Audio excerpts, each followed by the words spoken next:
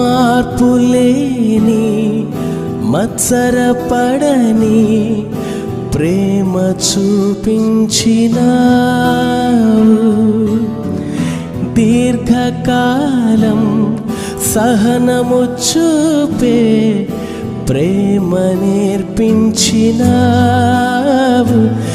ఇది ఎవరు చూపించని ప్రేమ, ఇది లాభం ఆశించని ప్రేమ, ఇది ఎవరు ఎడబాపని ప్రేమ, ఇది మరణం వరకు